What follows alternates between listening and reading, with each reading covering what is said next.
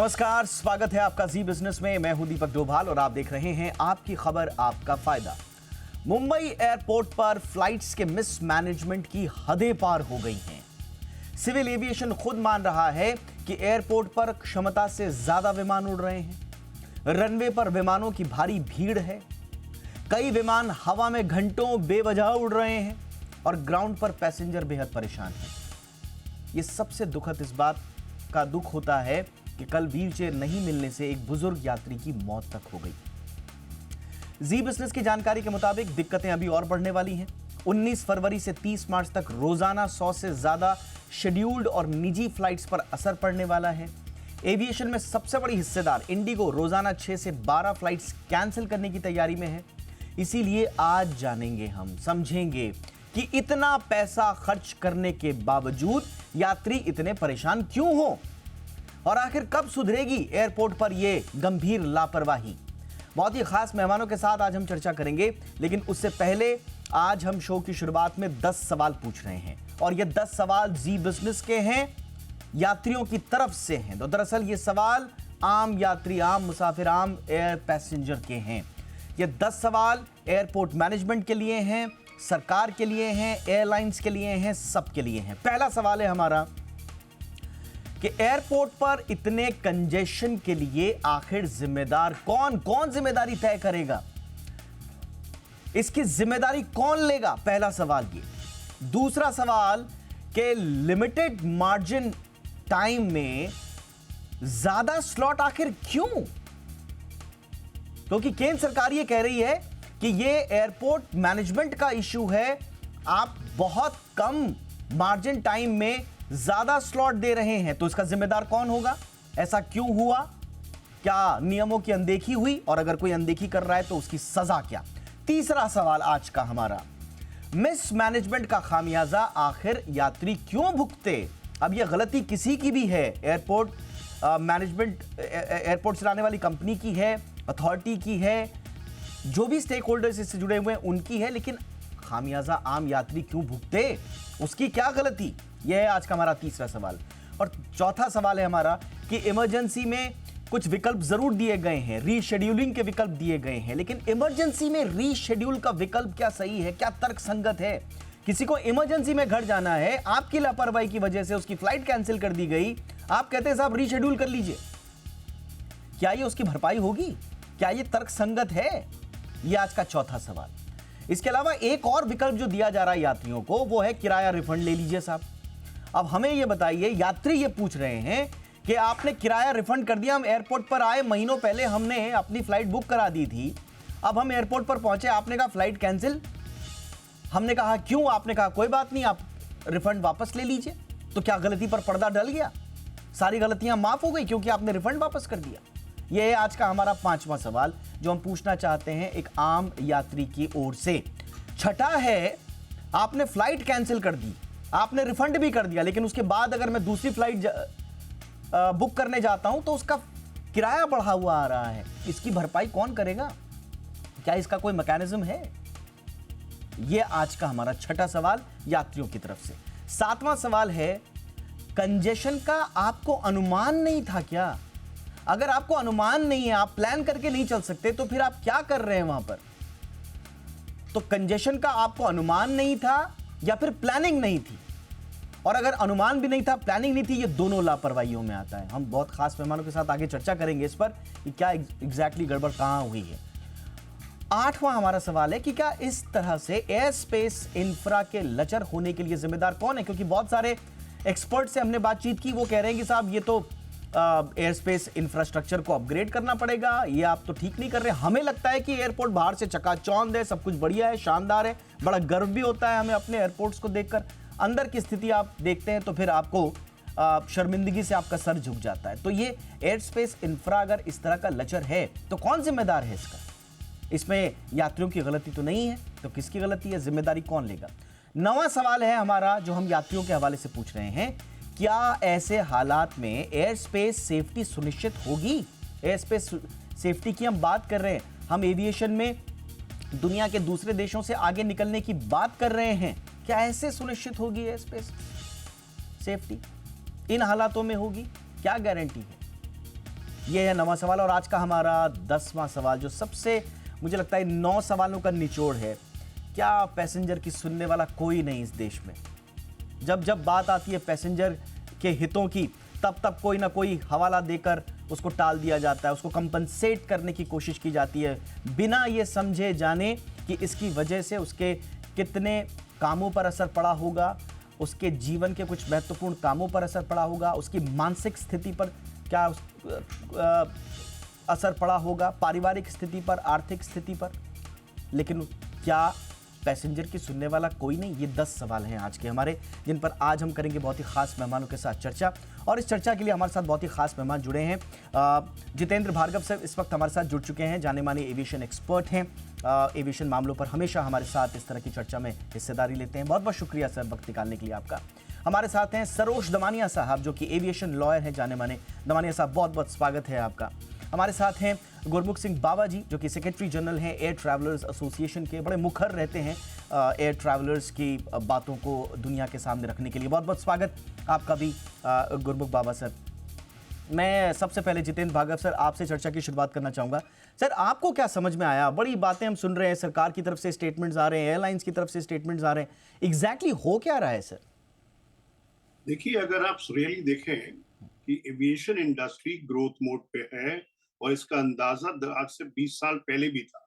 इसलिए मुंबई में नया एयरपोर्ट का प्लानिंग हुआ, लेकिन वो किसी ना कारण से डिले होता गया।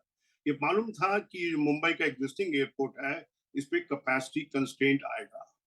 बहुत सारे कारण है कि एयरपोर्ट थोड़ा कुशन था, वो तो कर पाया, लेकिन इस समय कंजेशन इतना हो गया है, आपके पास दो ऑल्टरनेटिव है। आप कहें कि फ्लाइट आपकी मुंबई पहुंच गई है, लेकिन मुंबई के एयर स्पेस में आप चक्कर लगाते जाओ कि जब आपकी बारी हो, प्रेशियस फ्यूल को बर्न करें, ऑपरेशनल कॉस्ट एयरलाइन के बढ़ाएं, जिसका सीधा का सीधा असर पैसेंजर के फेयर्स पर भी पड़ेगा। करेक्ट। अब आपने बहुत सही क्वेश्चन उठाए हैं, इसका जिम्मेदार कौन?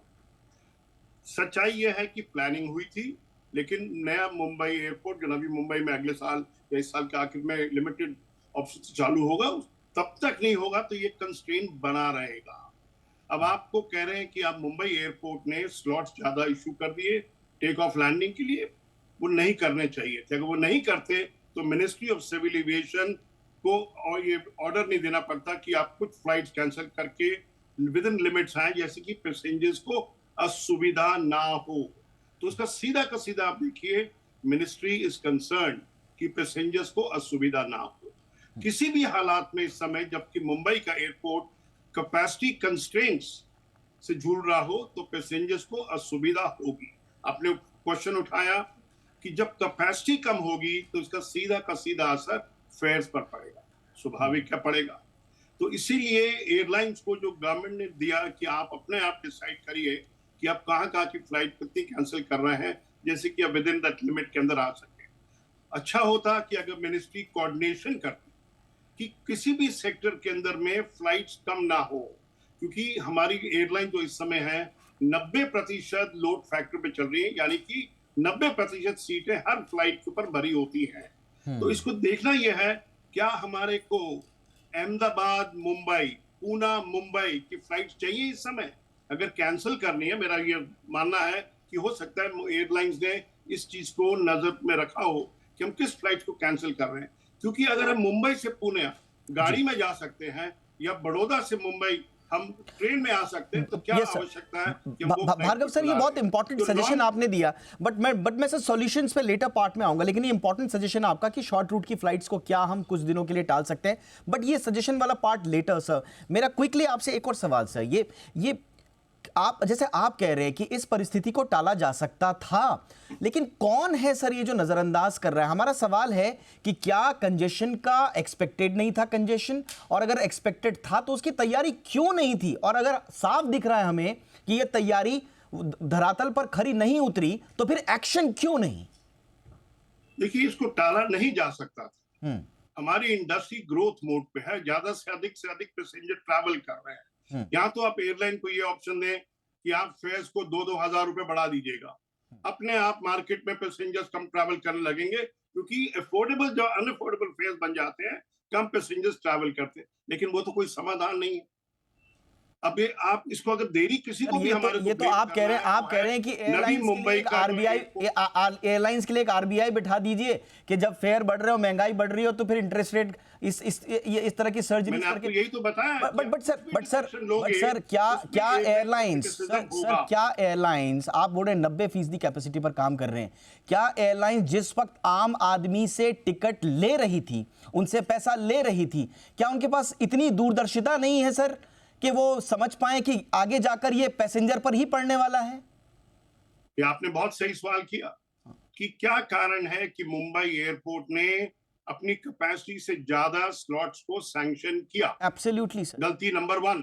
Yes sir. नंबर 2, ये सब जो ऑपरेशन होते हैं शेड्यूल के लिए, ये सब डीजीसीए के पास जाती है।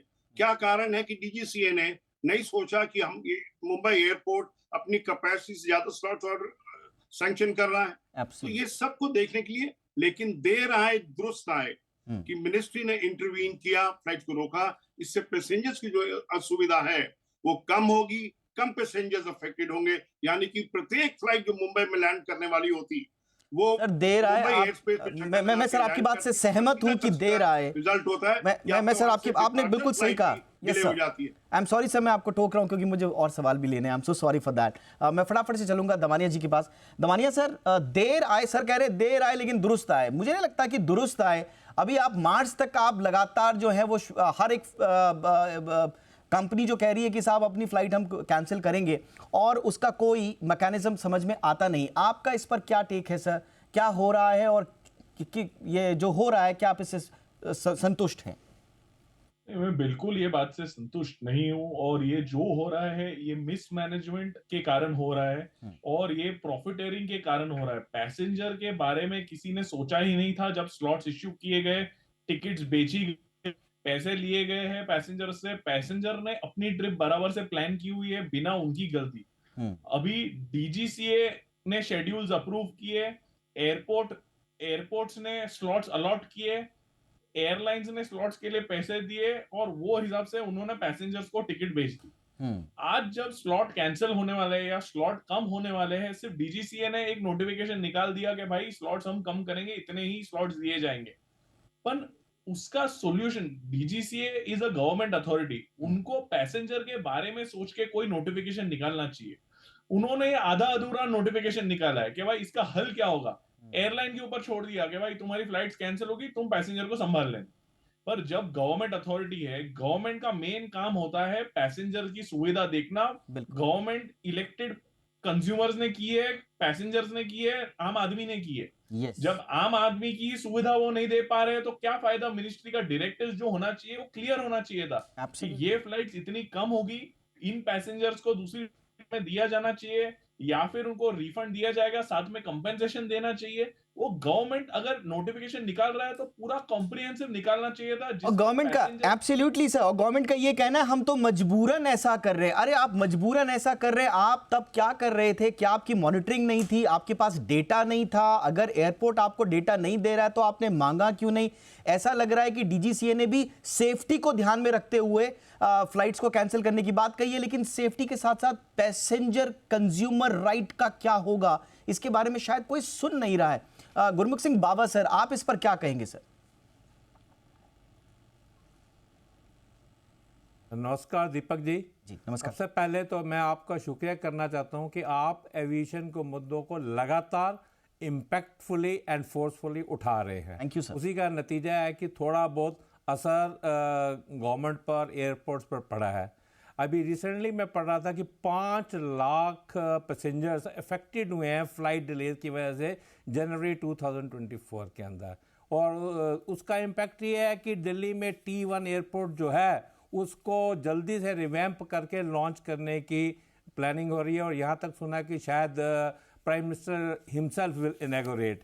एंड अगर उसको देखा जाए तो वहाँ पर 8 गेट के 13 गेट हो जाएंगे, 4 बेस का 9 बेस हो जाएंगे, और डिपार्चर में अगर 8 बेल्ट थी तो 10 बेल्ट हो जाएंगी, और अराइवल में अगर 55 अगर एरो ब्रिजेस एयरक्राफ्ट बेस थे तो अब 82 हो जाएंगे। तो इंफ्रास्ट्रक्चर ऐड करना बहुत नेसेसिटी है, और गवर्नमेंट के पास, सभी के पास पैसेंजर की सुनवाई कहीं नहीं है। क्यों कि हमें पता है कि डीजीसीए गवर्नमेंट को रिप्रेजेंट करती है, आयटा एयरलाइंस को रिप्रेजेंट करती है, एसीआई एयरपोर्ट्स को रिप्रेजेंट करती है। पैसेंजर की सुनवाई कंसिडरेशन जोन में जब ज़रूरत हो तो मीडिया के थ्रू ही पहुंचती है, तो दैट इज़ वन कंसर्न। दूसरी बात, अब मुद्दा आता है डिलेज का। तो डिले सबसे पहले आपने देखनी है कि डिले के क्या कारण है। कुछ जस्टिफाइड कारण है, उसकी वजह से हमें उसको मिनिमम है पर निगलेक्ट करके उसका लीवेज देना चाहिए, पर जो सीरियस है उन पर हमें एक्ट करना चाहिए। Delays could be because of weather, fog वगैरह के लिए दुनिया में फ्लाइट कैंसिल होती हैं, कोई बहुत बड़ी बात नहीं है। रिसेंटली आई हैड सीन कितना 1000 flights are cancelled in USA because of some storm. And दूसरा, जो भी डिले एयरलाइन कैरियर की वजह से होती हैं वो सीरियस हैं।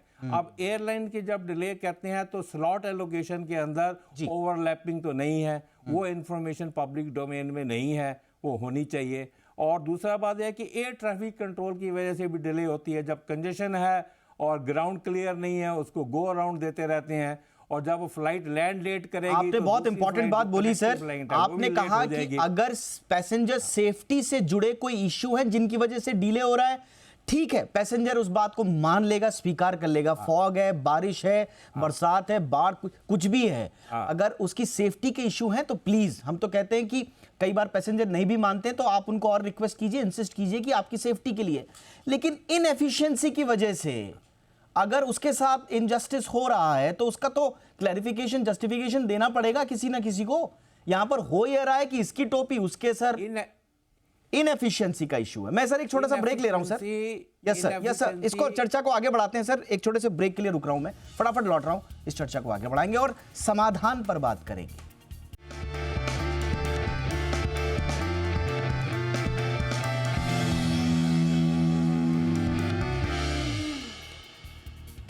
तो मुंबई एयरपोर्ट पर जो भी हो रहा है बीते कई दिनों से, उसको लेकर सीधा सीधा मन में एक ही सवाल उठता है, और वही आज का हमारा टॉपिक भी पे एयरपोर्ट पर मैनेजमेंट हो रहा है या मजाक हो रहा है कंज्यूमर के राइट्स के साथ। भार्गव सर, अब आपने एक बहुत अच्छी शुरुआत की थी, एक बहुत इंपॉर्टेंट सजेशन दिया था कि छोटे रूट्स पे कुछ सोचा जाए कि क्या उनकी आवश्यकता है या नहीं है। कुछ इसी तरह के समाधान आगे भी कुछ?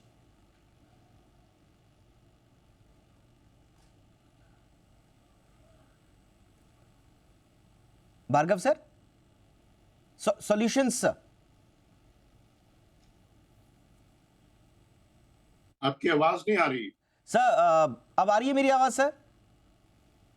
नहीं, ऑलराइट, मैं टीम से बोलता हूं कि बहुत धीमी आवाज है। मैं टीम से बोलता हूं सर कि वो आपका कनेक्शन ठीक करेंगे। मैं फटाफट से दमानिया साहब के पास चलना चाहूंगा। दमानिया साहब, कानून में क्या कोई कंज्यूमर के पास या जो भी अकाउंटेबल हैं उनके खिलाफ कानून का दरवाजा खटखटाने के क्या क्या विकल्प हो सकते हैं सर? कानून का दरवाजा खटखटाने के लिए पहली चीज तो है कि डीसीए के पास ही खुद का एयर सेवा पोर्टल है, जो आरातियों को, यात्रियों को कोई दिक्कत आए या कोई तकलीफ हो या कोई कंप्लेंट्स हो तो वो जाके ऑनलाइन एयर सेवा पोर्टल पे फाइल कर सकते हैं। एक दूसरा चीज होती है, एक और चीज है पैसेंजर चार्टर करके एक डॉक्यूमेंट है जिसके अंदर डिले के लिए, फ्लाइट कैंसिलेशन के लिए क्या कंपनसेशन देना चाहिए वो ऑलरेडी निर्णय किया हुआ है डीजीसीए के। इतना कैंसिल होगा तो हमको ये मिलेगा। पर अभी ये बात आती है कि ये फ्लाइट कैंसिलेशंस डीजीसीए के नोटिफिकेशन के कारण ही हो रहे हैं, तो क्या पैसेंजर्स को कंपनसेशन दिए जाने वाले हैं, क्या उनको ऑल्टरनेटिव फ्लाइट्स मिलेगी, उसके बारे में डीजीसीए कंप्लीटली एक्चुअली मिनिस्ट्री का नोटिफिकेशन बहुत वेग नोटिफिकेशन आया है जो सिर्फ एयरलाइंस के ऊपर डाल देता है कि भाई तुम्हें फ्लाइट्स, अभी फ्लाइट्स के स्लॉट्स कम किए जाएंगे, एयरलाइंस को डिसीजन लेना है कौन सी फ्लाइट्स कम करनी है और पैसेंजर के साथ क्या ट्रीटमेंट देना है, मतलब इनको रिफंड देना है, उनको रीशेड्यूल करना है, क्या करना है, उसके बारे में कुछ बोलते नहीं है वो। जबकि उन्होंने ये सबसे पहले देखना चाहिए था कि पैसेंजर्स को कैसे कैंसिल हो रही है फ्लाइट्स, तो इतने पैसेंजर्स अफेक्ट होने वाले हैं, तो इनको क्या तरीके से रिकॉम्पोनेट कर सकते हैं, या फिर इनको किस तरीके से कंपनसेशन दिया जाएगा। देखो, रिफंड देना सिर्फ काफी नहीं है, क्योंकि आज के टाइम पे अगर पैसेंजर रिफंड लेता है और उसको अगले दिन या ये हफ्ते के अंदर नई फ्लाइट बुक करनी है, तो फ्लाइट का भाव जो उन्होंने 3,000 की टिकट बुक की होगी वो आज 10,000 होगी। एब्सोल्युटली, यही तो मेन पॉइंट है, आपने बिल्कुल सही कहा। रिफंड से यही हमारा सवाल भी है कि आप रिफंड करके अपने पापों पर पर्दा इस तरह से नहीं डाल सकते हैं। तो रिफंड मैं ये भार्गव सर कुछ कह रहे हैं, भार्गव सर हमारे साथ जुड़ चुके हैं। Bhargav sir please. देखिए, मैं जरा परसेप्शन उसको ठीक कर दूं। एयरलाइंस ने क्या कहा है पैसेंजर्स को कि आप रिफंड ले सकते हैं अगर आपको यात्रा नहीं करनी है, या आप रीशेड्यूल कर सकते हैं। रीशेड्यूल का मतलब ये होता है कि वो एयरलाइन अपनी एक अन्य फ्लाइट के अंदर में आपको एकोमोडेट करेगी। तो प्लीज ये मत धारणा डालिएगा कि पैसेंजर्स को अलग छोड़ दिया जा रहा है, प्रॉब्लम के अंदर छोड़ दिया। नंबर 1। नंबर 2, हमको देखना यह है कि समस्या तो है मुंबई एयरपोर्ट के अंदर में। जैसे बाबा जी ने बताया कि आप कब तक प्लेन्स को गो राउंड करेंगे मुंबई एयरपोर्ट पे और पैसेंजर्स को इनकन्वीनियंस करेंगे। अब सरकार ने जो डिसीजन लिया कि हम अब 30 मार्च तक फ्लाइट्स को कम कर रहे हैं, इसको नेगेटिव तरीका ये है देखने का कि पैसेंजर्स जो बुक्ड है उनको इनकन्वीनियंस होगी, लेकिन उनको समय है ऑल्टरनेट फ्लाइट के लिए। दूसरा, देखिए कितने ही पैसेंजर्स होंगे जो कि अगर कैंसिल नहीं की होती, उन्होंने अपनी फ्लाइट्स को बुक किया होता 30 मार्च तक की फ्लाइट्स के अंदर में, अब उनको एडवांस में सूचना मिल गई है कि कौन सी फ्लाइट्स कैंसिल हो रही है, उसमें वो यात्रा टिकट बुक नहीं करेंगे। You know, there is a positive way of looking at it कि एयरलाइन के पास में समाधान क्या है। समस्या हम सबको मालूम है कि हमारी इंडस्ट्री बहुत रैपिडली ग्रो की है। अगर ये समस्या 3 महीने बाद आनी थी, मुंबई एयरपोर्ट का नए मुंबई एयरपोर्ट का इनॉग्रेशन होना था, ये हम सब जानते हैं। लेकिन हमको ढूंढना यह है कि समस्या का समाधान क्या है। इससे कोई बेटर संकल्प है क्या, ऑल्टरनेटिव है सरकार के पास में कि नहीं, कि जो उन्होंने डिसीजन लिया है कि प्रत्येक एयरलाइन को बोले कि आप 3% अपनी फ्लाइट्स कम कर दें, इससे बेटर कोई ऑल्टरनेटिव है कि नहीं?